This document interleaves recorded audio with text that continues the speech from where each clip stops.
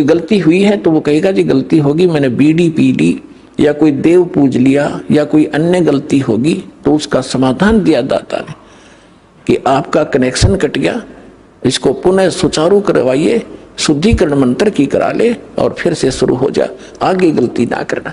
तो ये थोड़ा सा ऑप्शन इसलिए लिया परमात्मा ने कि इस काल ने पूरे मानव को अज्ञान से भर रखा है और एक परिवार में एक या दो ही परमात्मा का बच्चा प्रथम आता है और वो कोई ना कोई ऐसी समस्या उसके आगे अड़ ही जाती है जिस कारण से संघर्ष करते करते भी गलती बन जाती है।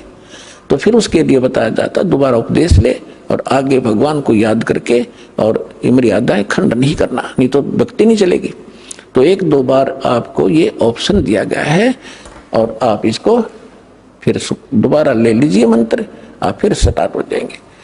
जैसे किसी का मंत्र खंड हो जाता है, दूर देश में बैठा है और उसका जहाँ फोन आता है, प्रार्थना होती है तो उसका मंत्र खंड भी होता है, तो भक्ति बंद नहीं करनी चाहिए उसने, क्योंकि उसने नोइंगली नहीं कर रखी।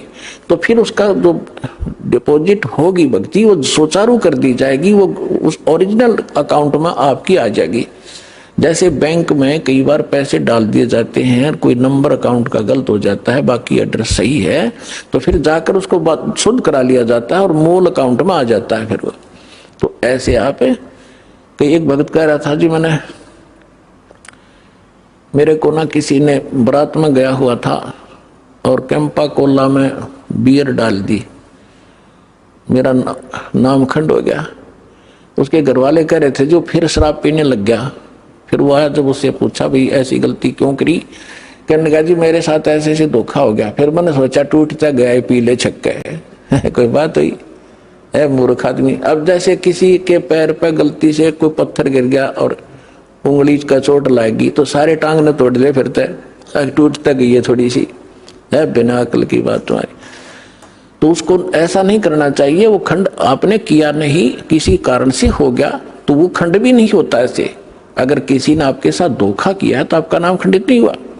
फिर भी शंका बनी है तो सुचारू करवा लीजिए, वो कोई दिक्कत नहीं। और भक्ति नहीं छोड़नी चाहिए, वो करती रहनी चाहिए। किसी भी कारण से खंडित हो भी गया है, साधना करते रहिए, लेकिन इस उद्देश्य से कि फिर माफी मांगूंगा या घर बैठ के करते रहे तो बिल्कुल कभी अकाउंट आपका नहीं जुड़ेगा, सदा के लिए खत्म हो जाएगा। इसलिए ऑप्शन दिया गया कि दोबारा आके सुचारू करवा लीजिए और दीक्षा अपनी फिर से चालू कराइए कनेक्शन। तो परमात्मा ने बताया है कि गुरु मानुष कर जानते ते नर कहिए अंध, महादुखी संसार में फिर आ गए यम के फंद। अब गुरु जी के सामने कैसे व्यवहार करें, कोई अभिमान शब्द नहीं मुख से निकले। जिन बातों से गुरु दुख पावे उन बातों को दूर भगावे।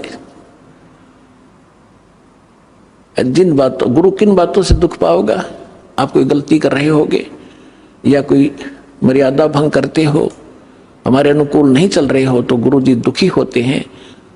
इसलिए उन बातों को तुरंत त्याग देना चाहिए जिससे गुरु दुख हो। गुरु दुखी तो भगवान दुखी, और भगवान दुखी होगा तो काहे के भक्तम। तो यहाँ कहते हैं गुरु मानुष कर जानते ते नर कहीं है अंध, वो दुखी संसार में फिर आगे काल के फंद।